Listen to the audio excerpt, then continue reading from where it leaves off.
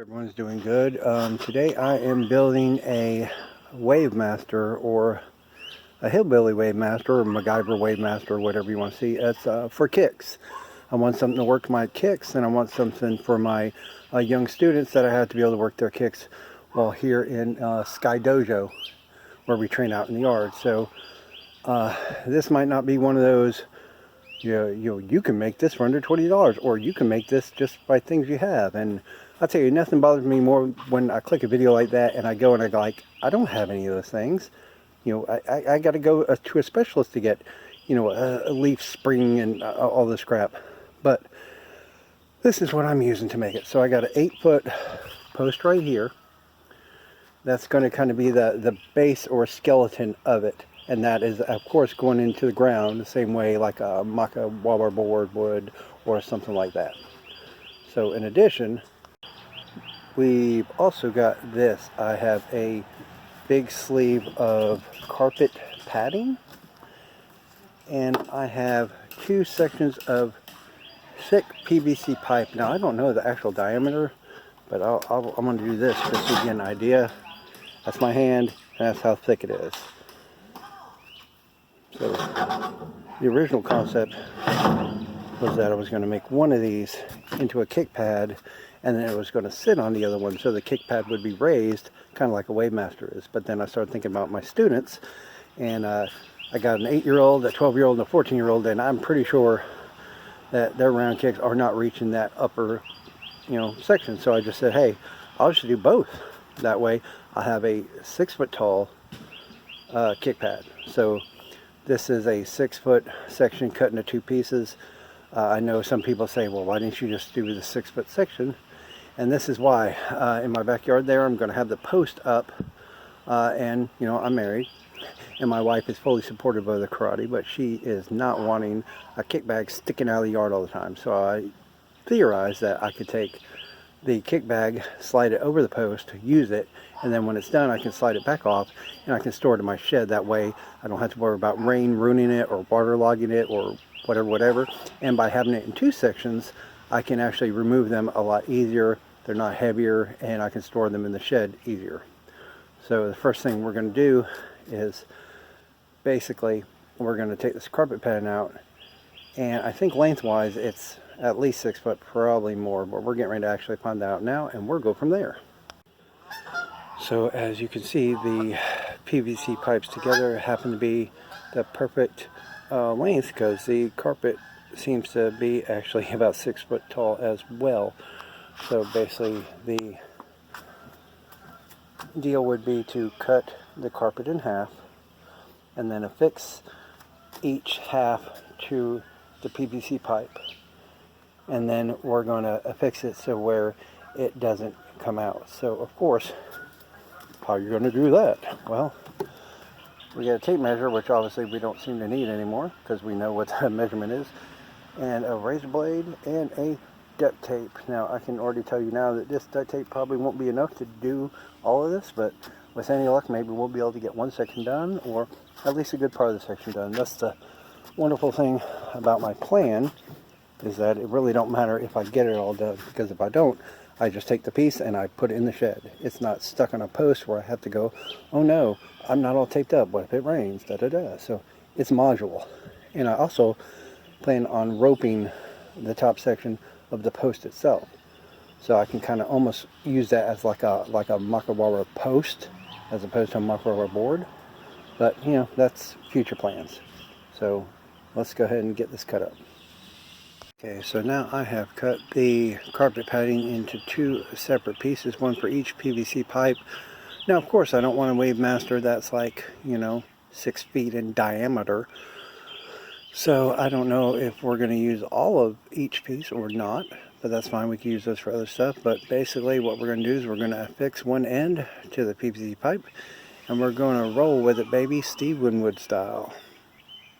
Alright, so as you can see, we have done our first piece, the beta stage anyway. We basically, like I said, took that, laid it right along the edge of that, duct taped it up good tight, then we rolled it up, and then we affixed it at this end. Of course, duct tape is awesome, but not super awesome on carpet padding, so you have to work quick. And then when you get it to the end, you need to do a full ring around. So duct tape is on duct tape and not just on carpet padding. Now it's easy from here, as you can see. You know, I'm not the most perfect guy in the world, so you know, you have a little tiny little bit of overlap here. You got a little tiny bit of overlap here on the other side, but that's okay because that's all getting taped up. It is all getting taped up. The top and the bottom of this, it's basically going to look like a body bag when I'm done with it.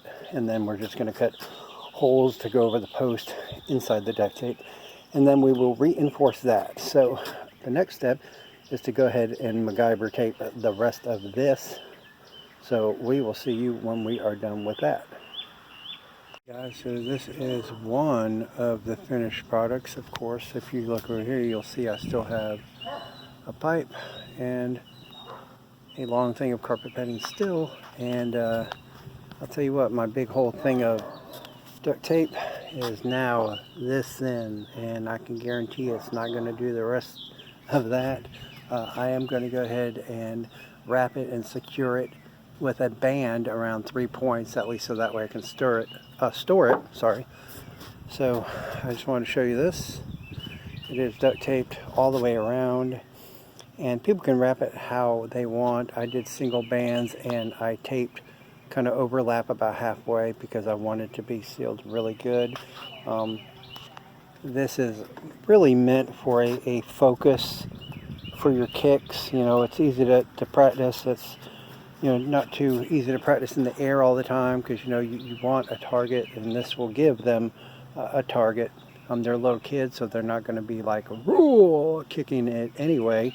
But the post I'm going to have is not going to be the diameter of this. It's actually going to be smaller, so we will have a little bit of this, so you'll be able to kick it a little and it'll move a little bit. So that'll be good. The post will be secure, of course.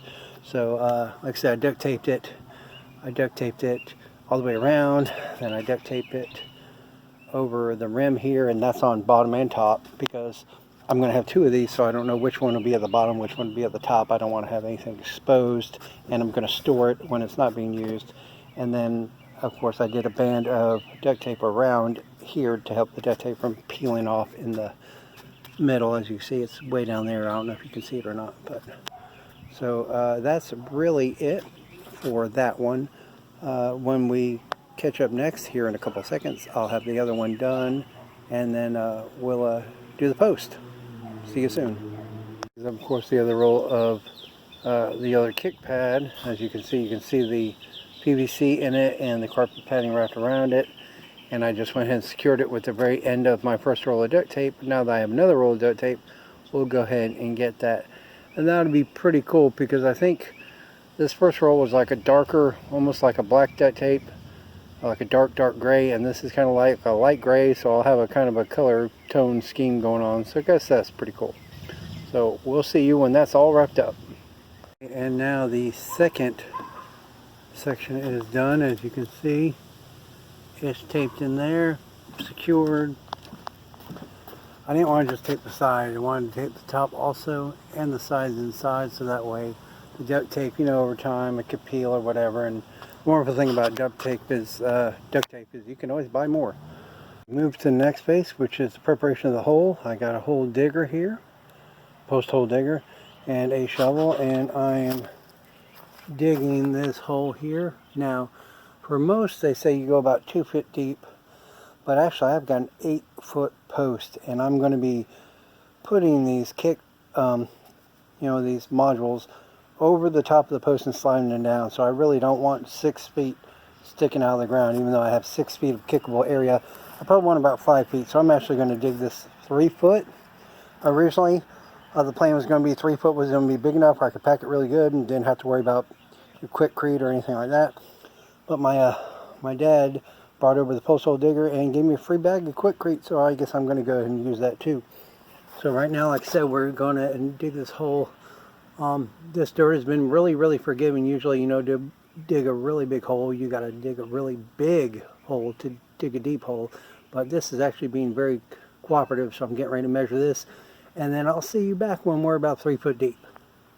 We have dug our hole, and we have put our wood post in, lots and lots of fun.